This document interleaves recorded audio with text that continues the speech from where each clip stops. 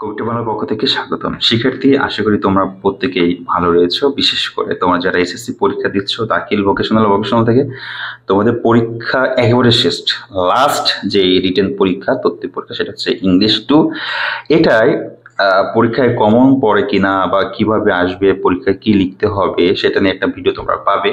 এখন আপাতত দেখাচ্ছি তোমাদের সিন প্যাসেজ থেকে। তোমরা মনে করো সিন প্যাসেজ, তোমরা অনেক ব্যস্ত আমি জানি, সিন প্যাসেজ থেকে না পড়ে কিভাবে অ্যান্সার করবা সেটা নিয়ে এর আগেও ভিডিও দিচ্ছি, আজকে আরেকবার দেখানোর চেষ্টা করেছি। যেহেতু পরীক্ষার সন্নিকটে, আজকের পড়াটাই তোমার সবচেয়ে বেশি কাজে আসবে বলে আমি মনে করছি।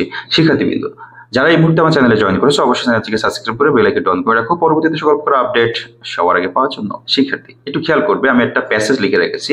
প্যাসেজটা হচ্ছে মে ডে সম্পর্কে। প্যাসেজটা কি? May Day or international workers day observed on May 1 all over the world today to commemorate the historical struggle and sacrifice the working class people to establish an 8-hour workers day. 8-hour work day. It is a public holiday almost all the countries of the world.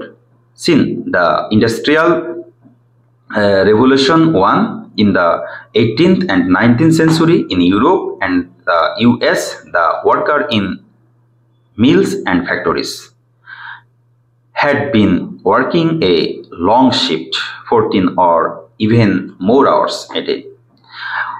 On May 1st in 1886, inspired by the trade unions, half of the workers at the MC Cormick Harvest Company in Chicago went on strike, demanding an 8-hour work day.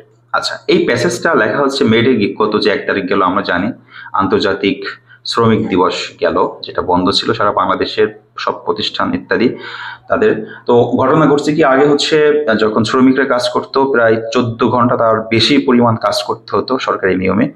তো সেই ক্ষেত্রে শ্রমিকদের অনেক কষ্ট হতো, বেতন কম ছিল, এই জন্য শ্রমিকরা আন্দোলন করেছিল 8 ঘন্টার বেশি ডিউটি করতে পারবে না এবং সকল প্রকার তাদের যেই অধিকার আছে সেটা যেন অক্ষুণ্ণ থাকে। এরকম আন্দোলনের কারণে অনেক শ্রমিক মারা যায়।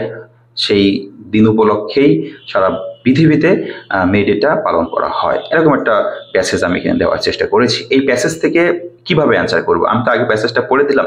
তুমি যেটা করবে, আগে এই প্রশ্নটা পড়বে। প্যাসেজ থেকে 2টা প্রশ্ন আসবে, একটা হচ্ছে choose the best answer from the following questions, যেটা আমরা মাল্টিপল চয়েস বলি, মানে নৈমিত্তিকের মতো 4টা অপশন থাকবে, যে কোনো একটা উত্তর তোমার হবে, খুঁজে বের করতে হবে। আর একটা থাকবে 2 নম্বর অ্যান্সার দ্য কোশ্চেন, মানে প্রশ্ন থাকবে, উত্তর লিখতে হবে।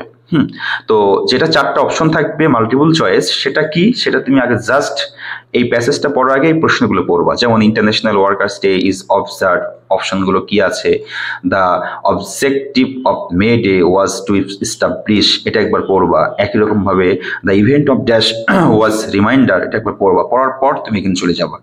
আমি একটা দিয়ে জাস্ট বুঝাই দিচ্ছি, তুমি ভালো করে বুঝতে পারবে। যেমন international workers day is observed on, দেখো তুমি যখন এই প্যাসেজ থেকে এখানে পড়বা, international workers day is observed on May 1, দেখো এখানে May 1 আছে, এই যে May 1। এইভাবে যদি প্রশ্নগুলো আগে পড়ো, তাহলে এই প্যাসেজটা যখন তুমি চোখ বুলাইবা, তখন প্রত্যেকটা অ্যান্সার তুমি প্যাসেজে পেয়ে যাবা। এটা একটা পদ্ধতি। এরপর 2 নম্বরটা হচ্ছে একটু প্র্যাকটিস করার বিষয়, এবং যাদের একটু তীক্ষ্ণ বুদ্ধি আছে তারা এই প্যাসেজ থেকে বের করে দিতে পারবা।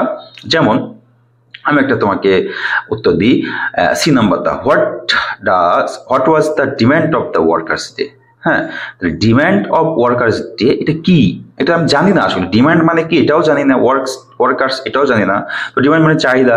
তো ওয়ার্কার্সদের কি চাহিদা, যদি তুমি এখানে চলে আসো ডিমান্ড শব্দটা কোথায় আছে যদি খুঁজে বের করতে পারো, তাহলে এই উত্তরটা তুমি লিখতে পারবে। দেখো আসলে আমি খুঁজে বের করে দিই তোমাদের, একটু খেয়াল করো, আমি দেখি পাই কিনা, ডিমান্ড শব্দটা এর ভিতরে আছে কিনা, তাহলে তুমি ইয়ে করতে পারবা।